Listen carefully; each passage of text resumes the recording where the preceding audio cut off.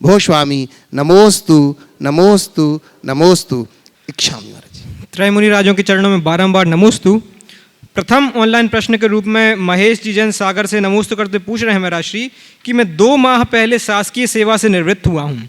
मेरा लक्ष्य बाकी जीवन में धर्म कर अपना आगामी भाव सुधारना है। मैं यहाँ से शुरुआत कैसे करूँ, क्योंकि जब स्वाध्याय करता हूँ तो या तो समझ में नहीं आता या जल्दी भूल जाता हूँ, तो कृपया मेरा मार्गदर्शन करें। बहुत अच्छी बात है, सेवा निवृत्ति के बाद आपने निवृत्ति की बात सोची है और ऐसी भावना सबको होना ही चाहिए। अगर किसी व्यक्ति ने 60 साल तक सांसारिक जीवन जिया है तो शेष जीवन तो परमार्थ में नियोजित करना चाहिए। मैं आपके माध्यम से उन तमाम लोगों से एक संदेश देना चाहता हूँ जो सेवा निवृत्ति के दौर से गुजर रहे हैं, सेवा निवृत्त हो चुके या जिन्हें जल्दी ही सेवा निवृत्त होना है। उनसे मैं कहूँगा आप निवृत्ति की ओर बढ़े, प्रवृत्ति की ओर नहीं। घर गृहस्थी की जिम्मेदारियों से अपने आप को थोड़ा सा दूर रखें, बच्चों पर दायित्व सौंपना शुरू करें और खुद के प्रति खुद के उत्तरदायित्व को स्वीकार करें। अपना अधिकतम समय धर्म ध्यान के साथ बितावें और घर परिवार में अब मालिक की तरह न रहकर मेहमान की तरह रहे। अपनी भूमिका मार्गदर्शक की होनी चाहिए, मार्ग निर्णायक की नहीं। तुम्हें जितनी हमारी ज़रूरत है समयानुसार हम तुम्हें सहयोग दे सकते हैं और सहयोग देकर एक दूसरे के साथ निभा करके आगे चलने की कोशिश करनी चाहिए। कोशिश करें जीवन में संयम साधना बढ़ाने की। अब जीवन भर अपने सेवा के काल में हो सकता है कोई त्याग संयम न ले पाए हों। अब अभ्यास कीजिए रात्रि में 4 प्रकार के आहार के त्याग का, भगवान की पूजा आराधना का, 2 वक्त सामायिक का, स्वाध्याय या प्रवचन जरूर सुने जिससे मन को खुराक मिले। हृदय में वैराग्य की भावना जगाएं। कोशिश करें अष्टमी और चतुर्दशी को एकासन करने का अभ्यास करने की, यदि आप शरीर से पूरी तरह स्वस्थ हैं। विरक्ति का भाव अपने अंदर में जगाएं और उसे उत्तरोत्तर बढ़ाएं और एक लक्ष्य बनाकर जिएं कि मेरा अंत अस्पतालों में आहें भरते हुए न हो, गुरु चरणों में नमोकार जपते हुए हो। बस ये भाव अगर बना के चलेंगे तो ये जीवन का बड़ा आनंद होगा। अगर आपके पास इसके बाद भी समय बचता है और ऐसा लगता है कि अब मुझे कोई आर्थिक अर्थोपार्जन की आवश्यकता नहीं, होनी भी नहीं चाहिए, तो किसी पारमार्थिक कार्य में, किसी सामाजिक धार्मिक संगठन में अपनी सेवाएं समर्पित करें। और यदि किसी की ऐसी स्थिति नहीं है तो उसको चाहिए एक लिमिटेड टाइम अर्थोपार्जन में दे, बाकी परमार्थ में अपने आप को समर्पित करें। मानविक जैन बेंगलोर से पूछ रहे हैं मेरा राशि, ये 10 वर्ष के हैं और पूछ रहे हैं कि आशीर्वाद कैसे काम करता है। आशीर्वाद कैसे काम करता है, बहुत अच्छा सवाल है। देखिए, आशीर्वाद का हम लोग आशीर्वाद देते नहीं हैं, आप लोग लेते हैं। जो आशीर्वाद लेता उस पर आशीर्वाद काम करता है, जो आशीर्वाद नहीं ले पाता उसको आशीर्वाद कोई काम नहीं कर पाता। अब देखिए आशीर्वाद क्या करता है। आशीर्वाद है क्या, पहला तो ये सब है ना। आशीर्वाद क्या है? जो आपत्ति में फंसे हुए व्यक्ति के शिव यानी कल्याण का वादा कर दे, वाद कर दे, उसका नाम आशीर्वाद। समझ? आशीर्वाद आपत्ति में फंसे हुए व्यक्ति के लिए शिव कल्याण का वाद करे तो तुम्हारा कल्याण हो, तुम्हारा भला हो, तुम्हारा उद्धार हो, यही तो आशीर्वाद। और क्या है? हाथ उठा दिया, आशीर्वाद दे दिया। ये कैसे काम करता है?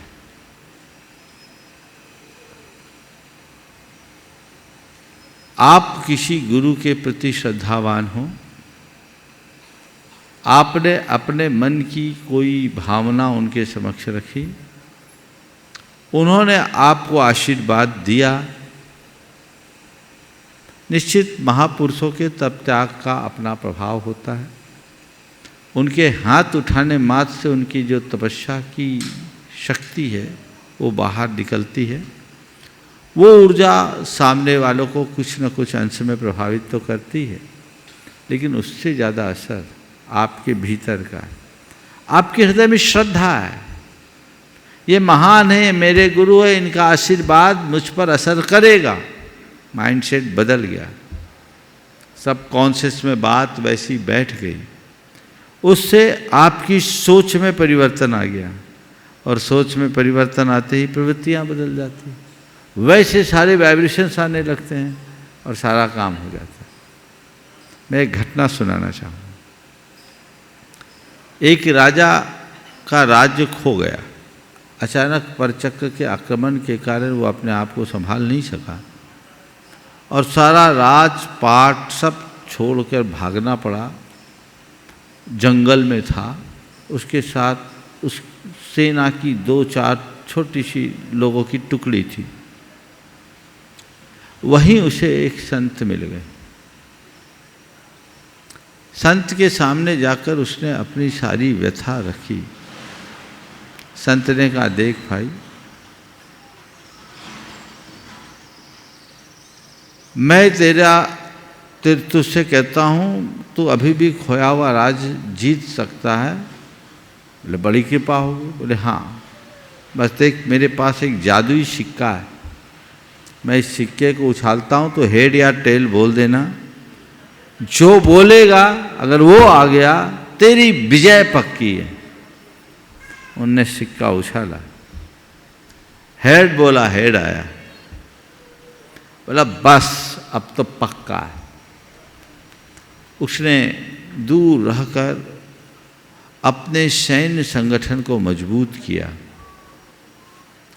और थोड़े से सैनिकों के बल पर योजनाबद्ध तरीके से आक्रमण किया और कुछ ही दिनों में खोए हुए राज्य को वापस पा लिया। जब वो फिर से राज्यासीन हुआ तो उन्हीं संत के चरणों में पहुंचा। बोला गुरुदेव, आपने तो कमाल कर दिया, आपकी कृपा से मेरा खोया हुआ राज्य मिल गया। संत ने कहा, मैंने क्या किया? तुम्हारा नहीं, आपके चमत्कारी सिक्के का तो फल है। संत ने कहा, ठीक है, एक काम कर, अपना हाथ बढ़ा। उसने हाथ बढ़ाया। संत ने अपने झोले से सिक्का निकाला, उसके हाथ में दिया। बोले देख क्या? बोले हेड। बोले पलट, उसमें क्या? उसमें भी हेड। वो सिक्का ऐसा था जिसके दोनों तरफ हेड था। संत ने कहा, बता मैंने क्या किया? मैंने क्या किया? मैंने कुछ नहीं किया, मैंने तेरे आत्मविश्वास को जगाया। समझ गए? तो बस संत कुछ नहीं करते, आशीर्वाद से और कुछ नहीं होता, तुम्हारा आत्मविश्वास बढ़ जाता है, और जिसका आत्मविश्वास बढ़ता है वही सब कुछ काम करता है। इसलिए मैंने आपसे कहा, आशीर्वाद दिया नहीं जाता, लिया जाता है। समझ गए? तुम्हारी श्रद्धा जितनी प्रगाढ़ होगी तुम पर उतना ही आशीर्वाद फलेगा, और श्रद्धा कमजोर होगी तो कुछ भी नहीं होगा। समझ गए? मेडिकल साइंस में भी एक प्लेसिबो इफेक्ट और नोसिबो इफेक्ट कहलाता है। तो ये प्लेसिबो इफेक्ट क्या है? तुम्हारी श्रद्धा, अपनी श्रद्धा को मजबूत बनाए। अब प्रश्नों के लिए चलते हैं मंचासीन मुनि संघ के चरणों में, और सर्वप्रथम निवेदन है क्षुल्लक श्री 105 समादर सागर जी महाराज से कि अपने प्रश्न के माध्यम से हमें लाभान्वित करें। महाराज चरणों में नमोस्तु नमोस्तु नमोस्तु। महाराज जी, मूकपाटी महाकाव्य में 2 शब्द आते हैं, आहिस्ता आहिस्ता, जो कि आहिस्ता आहिस्ता, जो कि कुएं से पानी भरने और जीवानी करने संबंधी प्रसंग को लेकर के हैं। महाराज जी, प्रश्न ये है कि जीवानी करने का महत्व क्या है, जीवानी न करने का फल, किसी की जीवानी गिर जाने का प्रायश्चित विधान, और किसी जलाशय की जीवानी दूसरे जलाशय में डाल सकते हैं, समाधान करें। नमोस्तु महाराज जी। देखिए, बहुत ही अच्छा जैन आचार से संबंधित सवाल है। जीवानी सबसे पहले क्या होती और ये हम क्यों करते हैं? जैन धर्म के अनुसार जल में भी जीव है। जल तो खुद जीव है ही, जल में अन्य जीव भी होते हैं। यदि उन जीवों को हम जल को वापरते हैं तो उसमें उन जीवों के घात की संभावना है। इसलिए हमारे यहाँ विधान बताया कि जब भी आप किसी जलाशय से जल की निकासी करो, इत्मीनान से करो, जैसे आचार्य गुरुदेव के शब्दों में आहिस्ता आहिस्ता, हड़बड़ा करने, ताकि पानी छल के नहीं, क्योंकि एक बूंद में 36,450 जीव तो वैज्ञानिक बोलते हैं। हमारे हिसाब से तो एक बूंद जल में इतने जलकायिक जीव होते हैं कि वो कबूतर के समान बनकर उड़े तो पूरे जम्बूद्वीप में छा जाए। समझ गए? हाँ, 10 जीव, एक बूंद जल में इतने जीव होते हैं कि यदि वो कबूतर के बराबर बन के उड़े तो 1,00,000 योजन के जम्बूद्वीप में छा जाए। तो उसके लिए हमारे यहाँ विधान बताया भावनात्मक करुणा का पालन करने के लिए कि उस जल को छानो, दोहरे छन्ने से, कोमल छन्ने से छन्ना खादी का होना चाहिए। उसे डबल करके इत्मीनान से छाने, और छानने के बाद जो आपका छन्ना है उसमें शुद्ध छने हुए पानी का प्रवाह डालकर उसे एक बाल्टी में रख ले, और दूसरी बाल्टी को कड़ीदार बाल्टी रखा जाता था, धीरे धीरे नीचे उतारे और जल के सतह पर ले जाकर उड़ेल ले। इस संपूर्ण क्रिया को जीवानी कहा जाता है, जो जीव रक्षा के भाव से किया जाता है। आप तर्क कर सकते हैं कि पानी में तो जीव छन ही नहीं सकते, माना छन नहीं सकते, लेकिन हमारे भावों का छनना लगता है, उसका फल तो हमें मिलता ही मिलता है, भावनात्मक करुणा फल। तो पानी को उसी रीति से छाने, इस क्रिया का नाम है जीवानी, ताकि हम जीव हिंसा के पाप से बच सके। इसीलिए जीवानी की जाती है, और जीवानी के जल को सुरक्षित रखे, संरक्षित रखे, उसे इधर उधर कहीं न डालें, वापस उसी जलाशय में डालें। एक बार जीवानी इधर उधर हो जाती, गुरुदेव एक उपवास का प्रायश्चित देते हैं, अगर व्रतियों के द्वारा ऐसा होता है। आप बरसात के पानी की बात बाद में बता रहा हूँ, अभी किसकी बात चल रही? कुएं के पानी। तो वो एक दिन की जीवानी इधर उधर हो जाए तो गुरुदेव एक उपवास देते हैं, सावधानी रखना चाहिए। समझ गए? तो जीवानी का प्रायश्चित है, जीवानी नहीं करना ठीक नहीं, और जिस जलाशय से जल लाए हैं आपको वहीं जीवानी करनी चाहिए, क्योंकि सबका योनि स्थान भिन्न भिन्न है। अब अलग जी ने पूछा है बरसात के पानी की जीवानी कैसे करें। देखिए, कायदे से तो बरसात का जल प्रासुक है, उसे छानने की भी जरूरत नहीं है। वर्षांबु अमृतम, ऐसा कल्याण कारक में लिखा है। उसे जो छाना जाता है वह केवल एक परंपरा के निर्वाह से। अब बारिश के जल को कहाँ डालिएगा? तो जिस दिन बारिश आए उसी दिन बारिश में बारिश को बहा दो, और क्या उपाय? तो कैसे करें महाराज?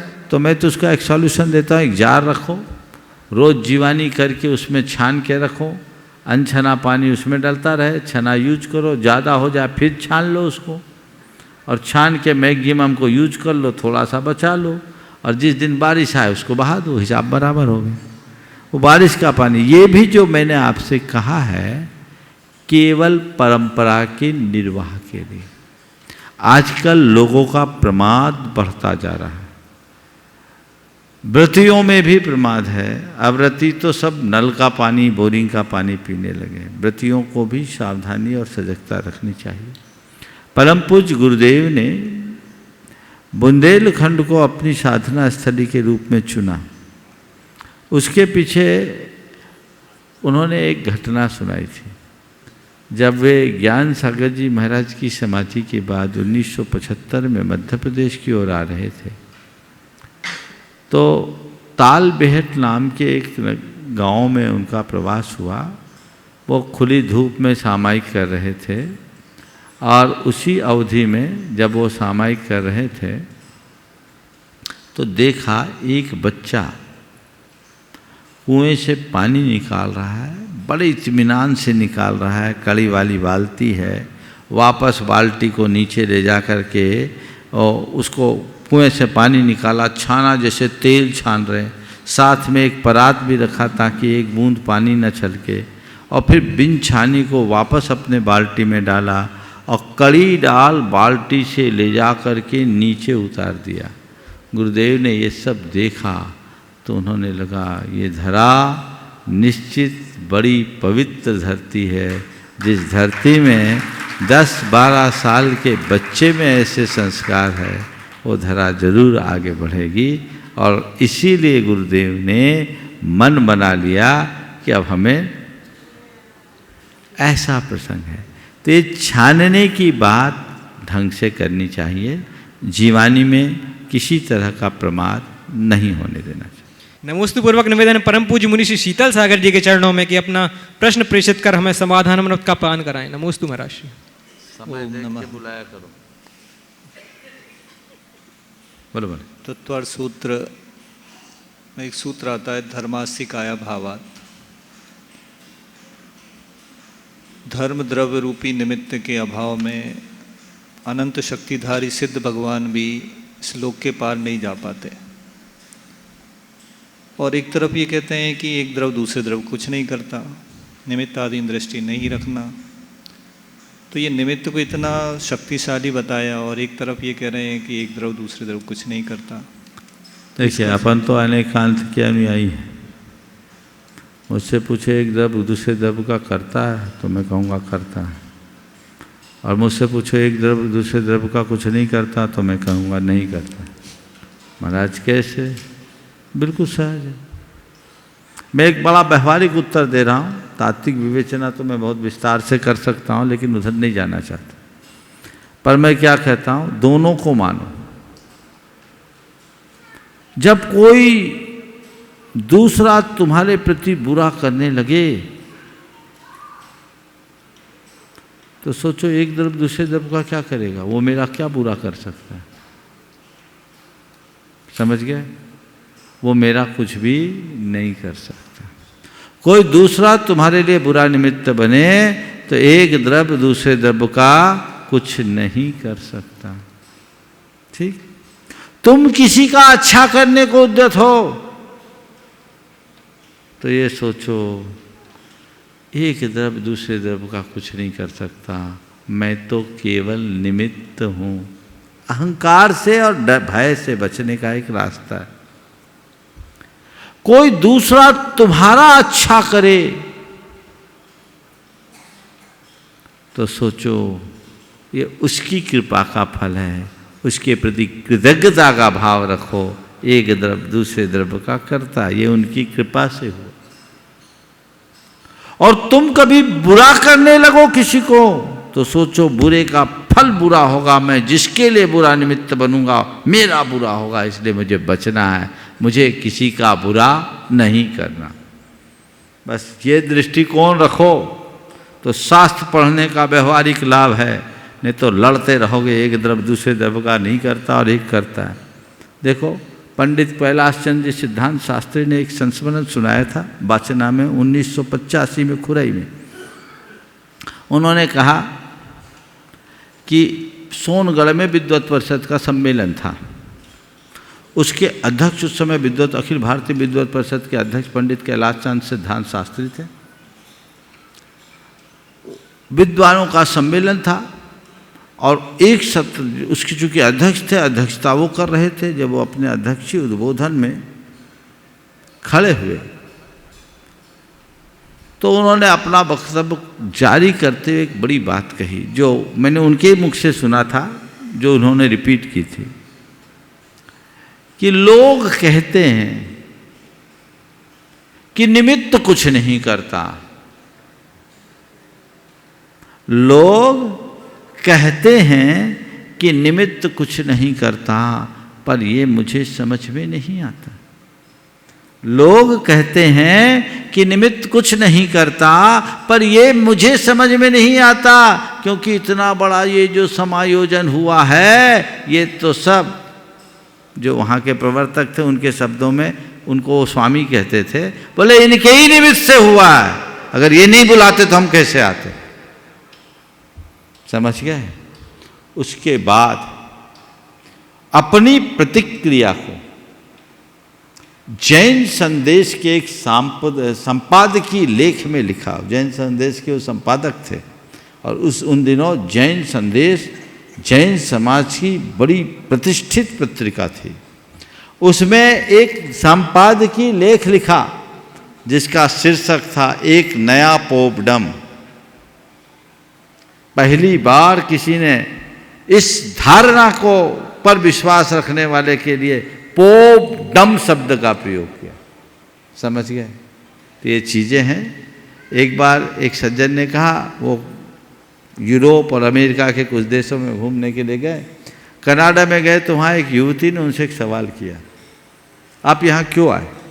बोले आप सबको जैन धर्म का ज्ञान कराने। बोले जैन धर्म का ज्ञान कराने के लिए आप इतनी दूर चल कर क्यों आए? बोले क्यों? बोले जब जैन धर्म में ये कहा जाता है एक द्रव्य दूसरे द्रव्य का कुछ नहीं कर सकता, तो आप हिंदुस्तान से चलकर यहाँ तक क्यों आए? बोले आपको किसने बताया? बोले मेरी माँ ने। मेरी माँ ने? आपकी माँ को किसने बताया? बोले डॉक्टर भारिल ने। आपको किसने बताया? मेरी माँ ने। आपकी माँ को किसने बताया? बोले डॉक्टर भारिल ने।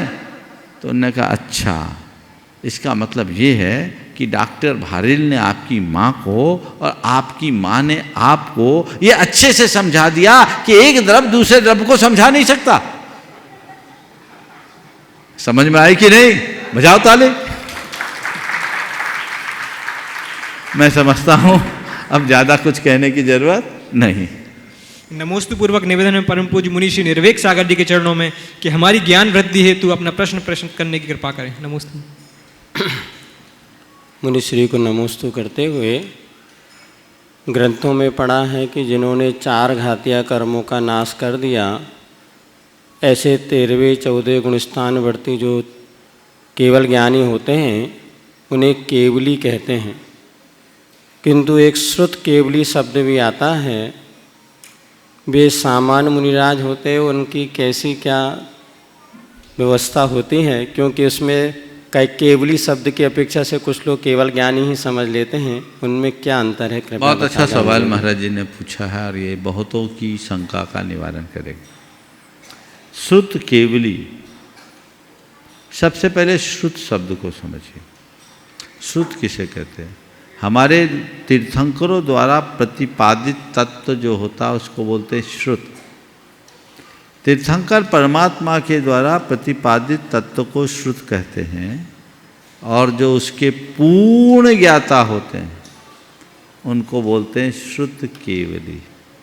जिन्होंने केवल का अर्थ पूर्णता भी होता, तो जिन्होंने श्रुत का पूर्ण ज्ञान पा लिया वो श्रुत केवली, और जिन्होंने संपूर्ण ज्ञान पा लिया वो केवली। तो केवल ज्ञानी में और श्रुत केवली में अंतर है।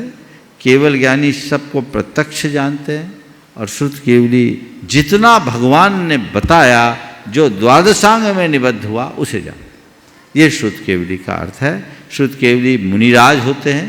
वे हमारे तरह सामान्य शब्द तो मैं नहीं कह सकता, लेकिन वो मुनि महाराज होते हैं, महान होते हैं। उनका अपना तप तेज होता है और निकट भव होते हैं। या तो उसी भाव में मोक्ष चले जाए या 1-2 भाव में मोक्ष चले जाते हैं। जो श्रुत केवलित्व को प्राप्त होते हैं वे अपने उस भाव में असंयम को प्राप्त नहीं होते और पूरे संसार काल में उनका सम्यक तो नष्ट नहीं होता। वो अति शीघ्र मुक्ति के अधिकारी बनते हैं। अब प्रत्यक्ष प्रश्नों के माध्यम से कार्यक्रम को गति देंगे ब्रह्मचारी विजय भैया जी। सुनील जी विलाला, साथ ही साथ संजय जी विलाला, सरिता जी विलाला आ रहे हैं अपने प्रश्न को लेकर के। नमस्ते गुरुदेव। इच्छामि गुरुदेव। भगवान का मोक्ष कैसे होता है और भगवान के मोक्ष के बाद उनके परिवार के लोग दुखी होते हैं या सुखी, मतलब खुशी मनाते हैं? बहुत अच्छा। देखो भगवान का मोक्ष कैसे होता है। भगवान तो समोसरण में रहते हैं, दिव्योपदेश होते हैं और उस दिव्योपदेश में रहते हुए एक समय के बाद जब उनका समोसरण छूटता है, वे ध्यान में निमग्न होते हैं, और जब उनकी ध्यान की पूर्णता होती, आयु पूर्ण होता है, आयु पूर्ण होते ही शरीर कपूर की तरह उड़ता है और आत्मा सिद्धालय में पहुंच जाती है।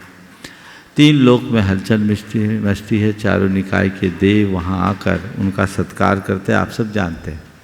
आपका जो सवाल है कि परिवार के लोग दुखी होते हैं या हर्षित होते हैं, देखिए, वे अगर देखा जाए तो दुखी भी होते हैं और दूसरी तरफ से देखा जाए तो हर्षित भी होते हैं। परिवार के लोग क्या, सब भक्त लोग। ऐसा प्रसंग आता है संभवतः भरतेश वैभव में कि जब भगवान ऋषभदेव का निर्वाण हुआ तो भरत चक्रवर्ती फूट फूट के रोने लगा। भगवान के निर्वाण का समाचार सुनकर भरत चक्रवर्ती जब रोने लगा तो उससे इंद्र ने पूछा, क्यों चक्री, तुझे भगवान का निर्वाण जाना अच्छा नहीं लगा क्या? क्यों चक्री, तुझे भगवान का निर्वाण जाना अच्छा नहीं लगा क्या? तो उसने कहा, नहीं, मैं इसलिए नहीं रो रहा हूँ कि भगवान निर्वाण क्यों गए, मैं इसलिए रो रहा हूँ कि अब हमें तत्वोपदेश किससे मिलेगा। समझ गए? तो तत्वज्ञों के हृदय में महान आत्माओं के विछोह से यद किंचित दुख भी होता है तो उनके विछोह का नहीं, उनके सानिध्य के सुख से वंचित होने का होता है। समझ गए? ऐसे ही समझ। नमस्ते। राजरानी जी विलाला और उसी के बाद फिर संजय जी, सरिता जी विलाला। नमस्ते गुरुदेव। इच्छामी महाराज जी। गुरु जी, ओम। डोर लंबी हो तो इसका मतलब यह नहीं कि पतंग ऊपर तक जाएगी, उड़ाने का तरीका आना चाहिए। धन अधिक का अर्थ सफल जीवन नहीं जीने का तरीका आना चाहिए। गुरुदेव, मेरी जिज्ञासा यह है कि जीने का तरीका कैसा होना चाहिए? जीने का तरीका कैसे होना चाहिए? जैसे पतंग उड़ाते हैं, न ज़्यादा ढील लेनी चाहिए न ज़्यादा टाइट करनी चाहिए, और कोशिश करनी चाहिए कहीं पेंच न लड़े, और पेंच फंसे तो हम न कटे, सामने वाले को काट दें। और वो तभी कर पाता है जो सही पतंगबाज होता है। कहाँ ढील देना, कहीं कहाँ खींचना है, दोनों तरह की बातें होती। बचपन में हमने बहुत पतंग उड़ाए हैं, अनुभव है। तो कभी ढील भी देनी पड़ती है, कभी खींचनी भी पड़ती है। जहाँ जो जैसा हो वैसे ही उड़ान भरो तो पतंग उड़ती रहेगी, कभी कटेगी नहीं। समझ गए ना? तो बस मैं ये कहता हूँ, मनुष्य के अंदर इतना विवेक हो कि किस प्रसंग और किस परिस्थिति में हमें कैसे जीना है। समय और परिस्थिति के साथ जो अपने आप को ढालने में समर्थ होता है वही मनुष्य जीवन का पूर्ण आनंद ले पाता है। संजय जी और सरिता जी। और नमोस्तु इसके बाद गुरुवर। नमोस्तु। इच्छामी गुरुवर। गुरुवर, बार बार प्रसंग आता है यहाँ पर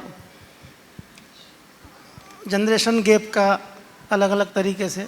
मैंने एक विश्लेषण किया था जिसमें संस्कृति, संपत्ति और संतति तीनों का कॉम्बिनेशन में आगे जाके गैप बढ़ती चली जाएगी। जिस प्रकार से आज विवाह में गैप होती जा रही है, अधिक उम्र में विवाह हो रहे हैं, जनेतर विवाह ज़्यादा हो रहे हैं, तो ये आगे जाके इसकी कैसे संभावना बनेगी, एक गैप कैसे पूरी होगी? देखिए, संस्कृति कौन बहुत संभालेगा? ज्वलंत सवाल है और इस पर नित्य चर्चा होती है। मुझे लगता है ये सब चीज़ों को रोक पाना अब संभव नहीं। समय काल के अनुसार चीज़ें बदलेगी और लोग उसको भुगतेंगे। परिस्थितियाँ पूरी तरह बिगड़ रही है और मुझे लगता है आने वाला समय इतना खराब होगा कि सब लोग वर्ण संकर की ओर मुड़ जाएंगे, और वर्ण संकरता हमारे समाज के लिए एक बहुत बड़ा अभिशाप बने। मुनिश्री के चरणों में मेरा परिवार और समस्त दिल्ली जैन समाज का त्रिबार नमोस्तु। चुल्लक जी के चरणों में इच्छामी। मुनिश्री, मनुष्य पहले जैसा मासूम नहीं रहा, पत्थर तो नहीं बना लेकिन मोम भी नहीं रहा। संवेदनशीलता इतनी घटती जा रही है कि अब तो ये देखा जाने लगा कि किसी दूसरे को तकलीफ हो तो लोग मज़ा लेने लगते हैं। तो ये दिनों दिन जो संवेदनशीलता घटती जा रही है, हमें दिल में कैसे संवेदनशील बने रहे खुद के लिए और दूसरों के लिए, तो उसके लिए मुनिश्री कुछ। देखिए, संवेदनशीलता बनाए रखने के लिए हमें चाहिए कि हम सह अस्तित्व की भावना जगाएं। जब तक हमारे हृदय में सह अस्तित्व की भावना नहीं जगती तब तक सच्चे अर्थों में हम संवेदनशील नहीं बन सकते। सह अस्तित्व का मतलब है अपने साथ औरों के अस्तित्व का आभास करना। हमारा धर्म हमें कहता है आत्म साम्य की भावना में जियो, सबके प्रति आत्मोपौम्य हो, सर्वभूतात्म भावना हो। जैसा मैं हूँ वैसे सब हैं, जैसे मेरे प्राण हैं वैसे औरों के प्राण हैं, जैसे मैं जीना चाहता हूँ वैसे ही और जीना चाहते हैं, जैसे मुझे सुख प्रिय है वैसे ही औरों को भी सुख प्रिय है, जैसे मैं मरना नहीं चाहता वैसे ही और भी मरना नहीं चाहते, जैसे मुझे दुख अप्रिय है वैसे ही औरों को भी दुख अप्रिय है।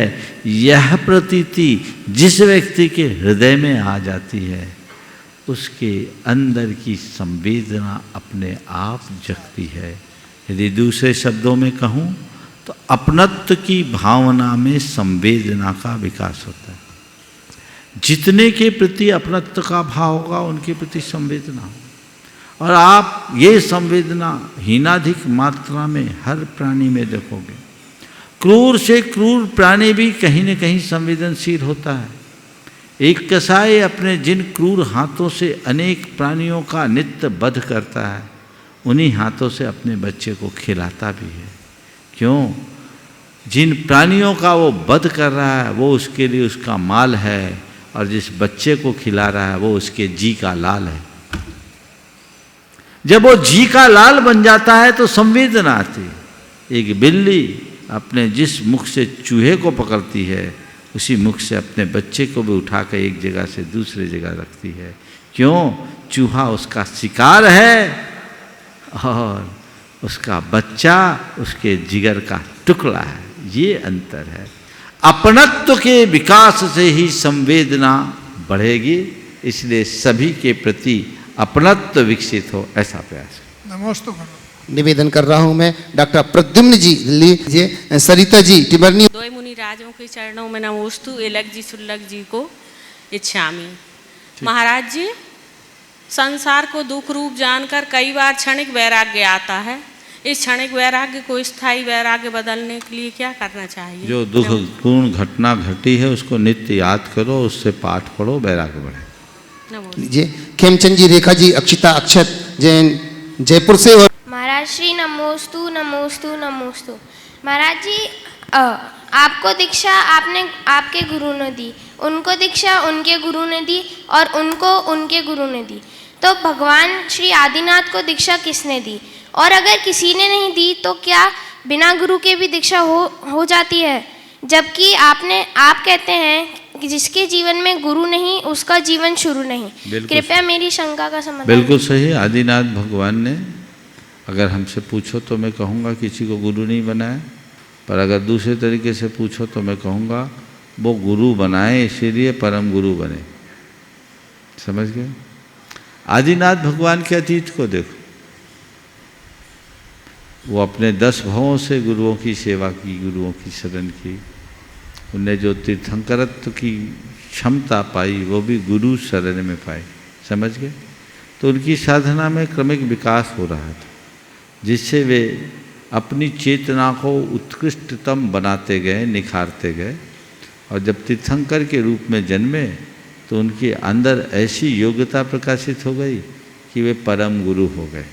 तो प्रत्यक्ष रूप से भले उनने किसी को गुरु नहीं बनाया, पर परंपरा से बिना गुरु के वहाँ तक नहीं पहुँच सकते। इसलिए मैं दोहराऊंगा, जिसका कोई गुरु नहीं उसका जीवन शुरू नहीं। कभी आदिनाथ भगवान हमारी तरह किसी गुरु की शरण में थे तब वहाँ पहुँचे। समझ गए? चलिए। निवेदन कर रहा हूँ अजय जी लाटरी सागर से। नमोस्तु नमोस्तु नमोस्तु। एलक जी इच्छामी इच्छामी इच्छामी इच्छामी। दर्शन पाठ में गुरुदेव पढ़ते हैं, जन्म जन्म कृतम पापम जन्म कोटि पार्जितम जन्म मृत्यु जरा रोगे हन्य ते जिन दर्शनाथ। जिनदेव के दर्शन का महत्व बताएं। देखिए, इसी में महत्व है। भगवान का जो दर्शन करता है, तुम्हारे द्वारा उच्चारित शब्दों के आधार पर मैं कहूँगा जन्म जन्म कृतम पापम, जन्म जन्मांतरों का किया गया पाप जन्म मृत्यु समार्जितम, जन्म जन्म समार्जितम, ये जन्म कोटि समार्जितम, करोड़ों जन्मों में जो हमने पाप अर्जित किया है, ऐसे जन्म मृत्यु जरा मूलम, और जन्म मृत्यु और जरा का जो मूल है वो भगवान के दर्शन से नष्ट हो जाता है। अगर एक वाक्य में कहूँ तो जिनेंद्र भगवान के दर्शन से सम्यक दर्शन हो जाता है और हमारा अनंत संसार सिमट करके चुल्लू भर रह जाता है। समझ गए? इसलिए भगवान का दर्शन नित्य होना चाहिए। नमोस्तु महाराज जी, नमोस्तु नमोस्तु। निवेदन कर रहा हूँ मुकेश जी चंद्रबाला जी पाटोदी शिरोमणि संरक्षक गुणायतन। जैसे सुबह शांति धारा कर रहे थे, उस समय ऐसा मन था कि शांति धारा ही करना है, लेकिन अचानक आपने संबोधन किया, हमने सालाना शांति धारा के रोज नियमित शांति धारा का मन 1 सेकंड में बना। अमृत कलश दूसरा लेना था, अमृत सिद्धि का 1 मिनट में मन बना, फिर बिलाल जी का तुरंत बना। तो महाराज जी ये समझ नहीं आया कि एक कुछ सेकंडों में मन कैसे एकदम परिवर्तन हो गया। देखो, अच्छे कार्य के लिए मन तभी बनता है जब हमारा भवितव्य अच्छा हो। समझ गए? द्रव्य सबके पास होता है, लेकिन अच्छे कार्य में बिरलों का ही द्रव्य लग पाता है। तो जब हम कोई काम करें, अच्छा काम करें, जब मन आ जाए तो करें, और फिर जैसा निमित्त होता है, समझ गए, सामने वाला जैसा निमित्त पावरफुल हो तो काम बन जाता है, और निमित्त कमज़ोर हो तो मामला गड़बड़ हो जाता है। इसलिए एक सीख लो, सदैव अनुकूल निमित्तों का आश्रय लो। ये आप गृहस्थों की बात नहीं, आचार्य पूज्यपाद ने खुद की भावना प्रकट करते हुए मुनियों के लिए भी कहा, तद्रव्यमव्यय मुदेतु शुभः सदेश संतन्नताम प्रतपताम सततम सकाल भावः सनंदतु सदा यदनुग्रहेण रत्नत्रयम प्रतिपति मुमुक्षु वर्गे। हे भगवान, मुझे हमेशा ऐसे द्रव्य, ऐसे क्षेत्र, ऐसे काल और भाव का समागम मिलता रहे जिससे मेरा मोक्ष मार्ग पलता रहे। समझ गए? तो ऐसे निमित्तों का आश्रय लो जिससे उत्तरोत्तर बढ़ सके। समझ गए? मैं चाहूँगा एक बार इन दोनों के भावों के लिए भी आप लोग जोरदार अनुमोदना कर दें। बहुत उदार भाव है और ऐसी उदारता वृद्धिंगत होते रहे। मैं मुकेश भाई को और सुनील भाई को यही आशीर्वाद देता हूँ। निवेदन कर रहा हूँ जेके जैन साहब नोएडा से। गुरुदेव के चरणों में बारंबार नमोस्तु नमोस्तु नमोस्तु। छुल्लक महाराज जी के चरणों में इक्षामि इक्षामि इक्षामि।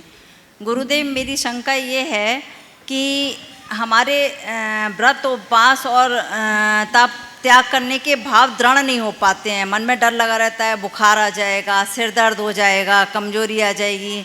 तो हम अपने अंदर में ऐसी दृढ़ता कैसे प्रकट करें कि बहुत अच्छे से व्रत उपवास और त्याग तपस्या एक करते काम हैं? कर लो, थोड़े दिन हम लोगों के पास रह लो, दृढ़ता आ जाए। एक बहन जी थी, वो कहती थी महाराज मुझसे उपवास ही नहीं होता। मैं सोचती हूँ तो मुझे तो बिल्कुल एक दिन पहले से ही टेंशन होने लगता है, महाराज मैं क्या करूँ। तो चतुर्मास में प्राय मैं अष्टमी चतुर्दशी उपवास करता हूँ। तो मैंने कहा एक काम करना, जिस दिन मेरा उपवास हो उस दिन तुम भी उपवास करना। महाराज उससे हो जाएगा? मतलब हो जाएगा, तुम एक काम करना, थोड़ा टाइम लेना, पहले 12 बजे तक का त्याग करना, फिर आगे देखेंगे। उसने ले लिया, वो मंदिर में थी। 12 बजे हमने बोला क्या हाल है? बोले महाराज अच्छा लग रहा है। बोले आप क्या करना है? बोले 4 बजे तक का बढ़ा देते हैं। 4 बजे। बोले अब कैसा? बोले महाराज ठीक लग रहा है। बोले आप क्या करना? बोले महाराज आप तो उपवास दे दो। दूसरे दिन आई, हमने बोला कैसा? बोले रात में थोड़ा डलनेस लग रही थी महाराज, लेकिन ठीक है आपकी कृपा से। बोले उल्टी बोले कुछ नहीं हुई। ठीक है। उसके 8 रोज बाद फिर हमारा दूसरा उपवास हुआ, फिर वो आ गई। अब की बार बोले महाराज आप तो पूरे दिन का उपवास दे दो। ले लिया। ठीक। फिर जब हुआ तीसरा उपवास किया तो बिल्कुल उपवास अच्छे से हो गया। बोले महाराज अब तो हमको कोई व्रत दे दो। बोले क्या अनुभव है 3 बार का? तो बोले पहली बार में टाइट थे, दूसरे उपवास में लाइट हुए और तीसरे में राइट हो गए। अभ्यास से चीज़ें हो जाती है, इसलिए घबराइए नहीं। वातावरण का प्रभाव पड़ता है, उसका लाभ उठाइए। निवेदन कर रहा हूँ विजय साधना जी विधि सलाहकार गुणायतन। गुरुदेव नमोस्तु। चुल्लक महाराज जी को इच्छामी। गुरुदेव, किसी ने कहा है कि अच्छे समय से ज़्यादा अच्छे इंसान से रिश्ता रखना चाहिए, क्योंकि अच्छा इंसान आपके लिए अच्छा समय ला सकता है, लेकिन अच्छा समय आपके लिए अच्छा इंसान नहीं ला सकता है। लेकिन गुरुदेव, व्यावहारिकता में तो व्यक्ति अच्छे समय का ही इंतजार करता है। मुनिषी, इस बात को कैसे समझा जाए? बहुत अच्छा वाक्य है। अच्छा समय की अपेक्षा अच्छे इंसान को हमें महत्व देना चाहिए, क्योंकि अच्छा इंसान अच्छा समय ला सकता है, अच्छा समय अच्छा इंसान नहीं ला सकता। जो इस वास्तविकता को समझते हैं वो सदैव समय से ज़्यादा व्यक्ति को महत्व देते हैं। अगर इंसान गलत है तो अच्छे समय का भी दुरुपयोग होगा, और इंसान सही है तो बुरे समय का भी सदुपयोग होगा। इसलिए हमें हमेशा अच्छाई की तरफ ध्यान देना चाहिए। यदि हमारे अंदर अच्छाई होगी, परिणाम अच्छे जरूर आएंगे। नमस्ते। हीरा जी और सरिता जी हजारीबाग से। मैं हजारीबाग से हीरा बढ़ जाता। गुरुवर, आपकी महिमा को सुनकर आई आपके द्वार, यह संसार दुखों का सागर, आप हो तारनहार। नमस्ते महाराज जी, नमस्ते महाराज जी, नमस्ते महाराज जी। कहते हैं कि बड़ा होने के बाद हमेशा ही अपनी सीमा में रहना चाहिए, क्योंकि हर बड़ी कंपनी भी अपने नाम के अंत में लिमिटेड ही लगाती है। तो महाराज जी, मेरी शंका है कि हमें सीमा में रहने के लिए क्या सीमा में रहने की क्या सीमा है? समाधान करे गुरुजी। नमस्ते नमस्ते। हमारे सीमा की क्या सीमा? बहुत अच्छा सवाल है, बहुत अच्छा वाक्य है। हर कंपनी में लिमिटेड रहता है, हिंदी में कहें तो मर्यादित। और मर्यादित तो रहना ही चाहिए। और एक बात बताऊं, विकास मर्यादा में ही होता है। नदियों को देखिए, नदी बहती है, कहाँ बहती है? किनारों की मर्यादा में। तटों की मर्यादा में बहने वाली नदी गंगा से गंगा सागर बन जाती, बढ़ती। यदि हम मर्यादा में रहें तो हमारा ह्रास नहीं, विकास है।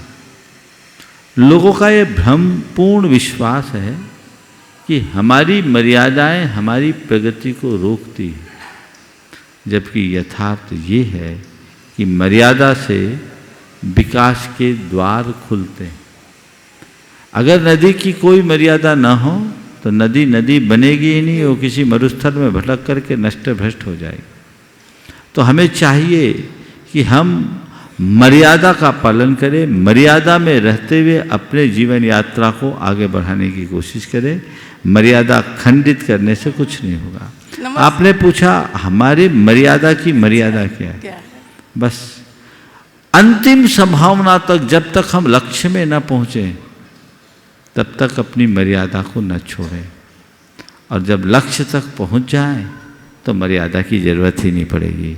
नदी जब तक सागर में नहीं पहुंचती मर्यादा का पालन करती है, और सागर में जाते ही वो मर्यादा अतीत हो जाती है। हम अपने जीवन के चरम लक्ष्य को जब तक प्राप्त न करें तब तक हमें मर्यादा में रहने की आवश्यकता है, और उस लक्ष्य के बाद हम मर्यादा अतीत हो जाते हैं। नमस्ते महाराज जी, नमस्ते महाराज जी। नमस्ते महाराज श्री। ओम। इच्छा इधर की उधर? जी। चलो बोलो जल्दी से। महाराज जी, पहले लोग अनपढ़ रहते थे तो सब सारे परिवार एक साथ मिल के रहते थे, और अब टूटे हुए परिवार में सब शिक्षित रहते हैं, ऐसा क्यों? एक वाक्य में उत्तर देता हूँ। पहले लोग पढ़े लिखे कम, समझदार अधिक होते थे। आजकल के लोग पढ़े लिखे अधिक, समझदार कम दिखते हैं। समझ गए? आचार्य महाराज का एक हाइकू है, आज के लोग पढ़े लिखे अधिक, समझदार कम। समझ गए? तो आज के लोग पढ़े लिखे अधिक, समझदार कम। तो ये समझदार कम है, हमें अपनी समझदारी बनानी चाहिए। एक बार एक व्यक्ति, एक बच्ची बाजार में सब्जी लेने गई तो पहले टमाटर तुलवाया 250 ग्राम, और उसके बाद 2 किलो कद्दू ली। बोले इसमें डाल दो। पहले टमाटर फिर कद्दू। तो उसने पूछा, बहन जी टमाटर के ऊपर कद्दू ले रहे, तो लो तो मैं पढ़ी लिखी हूँ, मैं MBA हूँ। बोले हाँ आप MBA हो इसीलिए टमाटर पर कद्दू डाल। चलिए समझ गए ना, इस बातों का ध्यान रखना चाहिए। नमोस्तु महाराज जी। आज के सत्र को यहीं पर विराम। बोलिए परम पूज्य आचार्य गुरुवर श्री विद्यासागर जी महाराज।